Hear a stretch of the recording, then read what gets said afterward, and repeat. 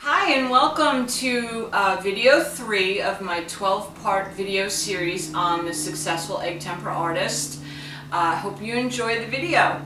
Take dry pigment and place into a container. Add distilled water to your dry pigment. Make sure to cover the pigment with water. Mix around and let it rest for a few minutes. This dry pigment was dug up at a workshop near a muddy place. It has dried since. With a transfer pipe, siphon the surface water out of the pigment. It will remain moist and look like paste.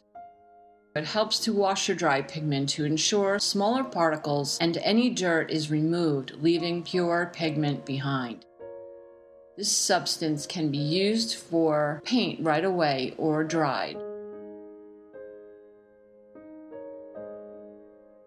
Placing a clean paste onto grinding pallet, use a pedestal to grind paste gently.